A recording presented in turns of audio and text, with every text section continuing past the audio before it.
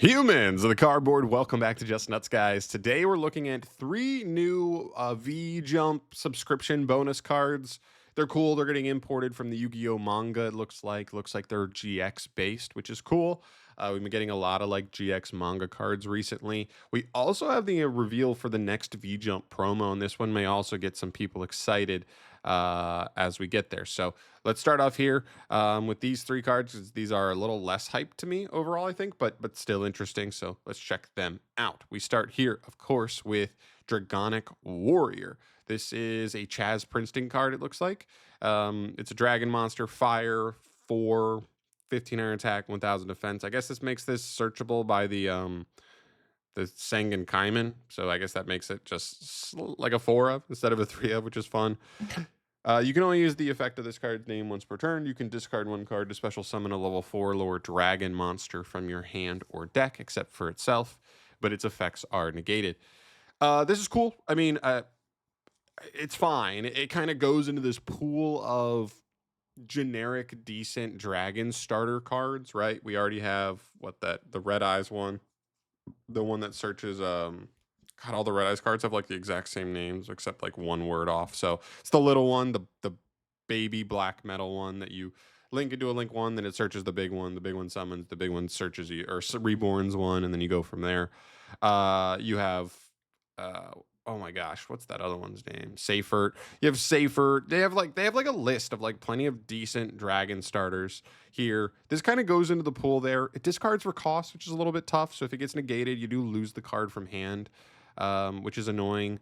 But I could see a world where this is kind of useful. It's negating the monster it summons, which is kind of annoying. But if you're summoning something that's mainly triggering engrave anyway, then you actually could get pretty decent value off a card like this. So it's fine. It just goes into that pool. And maybe there's a world where we have a deck that specifically has a card you want to summon off of this, and this is the best option for dragons. But it's probably outclassed at the moment, given the current landscape of like Dragon Link and stuff.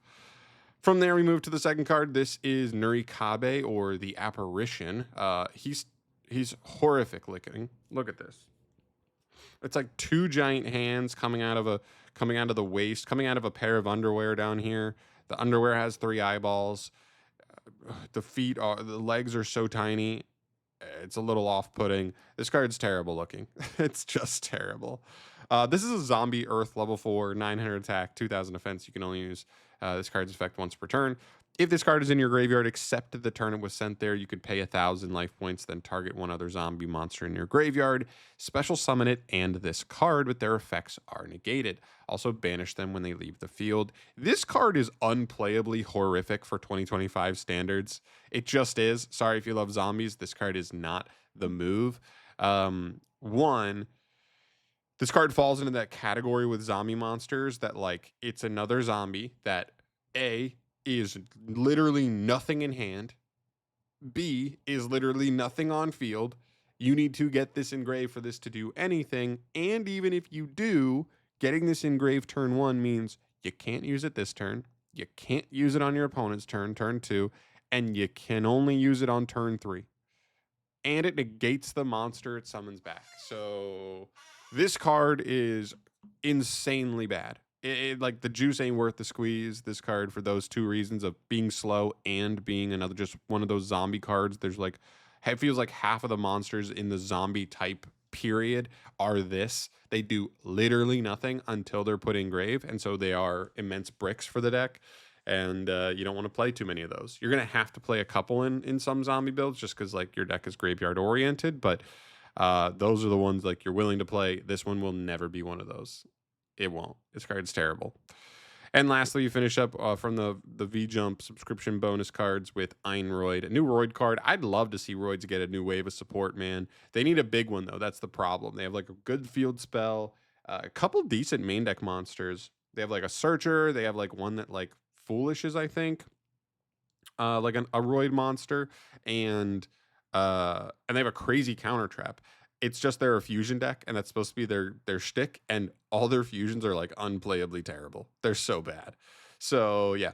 But they need a big wave, so they need to start from the ground up on that one if they ever decide to pick that one up again. Hopefully at some point. Okay, so Einroid, Machine Monster, Earth, level 1, 200 attack, 1800 defense. You can only use this card's effect once per turn. If this card is destroyed by battle or card effect, you can send 2 level 4 lower Machine Monsters from your deck to your graveyard. Uh, yeah, this card's not the worst. Sending any 2 level 4 lower machines is actually nice. Like, if this card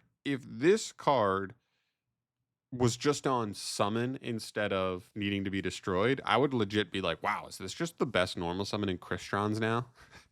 Because if you were just, you know, I mean, I guess it plays into like Imperm harder when like Smiger just doesn't, but still, it would be interesting in Orcust and other, machine graveyard based decks, but it is what it is. This card is just it's not the worst, but the fact that you have to like have this, probably use your normal summon on it, and then also use a second card to like destroy your own card just to get this to trigger.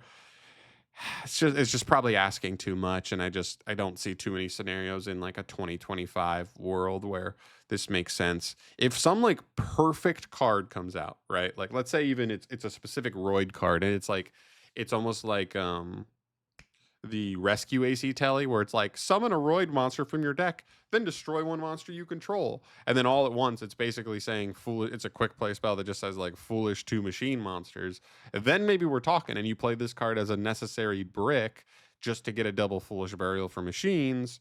But outside of something like that, like a card perfectly tailored to make this card work, I don't really see it happening for this. Just needing another card just is tough. And our final card, this is the announcement for the next actual V Jump promo. And it looks like it's a new Dark Magician card, which is pretty cool. The Aragon's pretty cool as well. Very Millennium-esque for sure. This card is Dark Magic's Amulet or Dark Amulet. So this is apparently a trap that supports Dark Magician. We will see how good it is. We did just get the first 3 cards for the tactical tri-pack where we get the new fusion that searches any card that has Dark Magician in its text. So you would think this has it. A lot of the spells and traps you could search really don't seem fully worth it in a lot of scenarios off of that. So it's like people would just, it looks like early on people are just, looking at getting the fusion spell and then just fusing straight into, one like a decent boss monster for that new strategy. But if this trap card is like crazy good, it either needs to be crazy impactful or it needs to be like a really good engine card or something. I don't even know. It's a shield, so like it makes me think it's going to be some sort of like. It's already going to make me think this is some sort of like protection card. Although no, it's amulet, right? It's not necessarily a shield. I don't know. It's hard to say. We're kind of in a wait and see. But this is cool to get announced. This, as always, is going to get revealed on the 7th of the next month. So June 7th. Keep an eye out for this. If you're a big Dark Magician fan, you're already a big fan of the new cards. Hopefully this card kind of stacks on those and makes those even more hype there. But we'll have to wait and see on that. Let me know your thoughts down below, though. What would you want from this? And what are your thoughts on the other new subscription bonus cards? I'd love to hear your guys' thoughts on these. This one has the most, I don't know. This one I'm the most interested in just because the new Dark Magician cards are actually already pretty good. So seeing more stuff this quick is kind of cool. And I'm hoping that they really capitalize on it. I just think like a world where like both Blue Eyes and Dark Magician are at least respectably tiered decks competitively is just so sick that you could look to your left, look to your right, and somebody at locals, regional, YCS could reasonably be playing Dark Magician versus Blue Eyes and mean it, not just like as a fan anime duel, like casual anime duel. So yeah, it's really cool. Let me know your thoughts down below. What do you want to see from this? What do you think about the new bonus subscription cards? Love to hear your thoughts on those. But I'm out of here for today. Thank you so much for watching, guys. As always, I'll see you in the next one. Peace.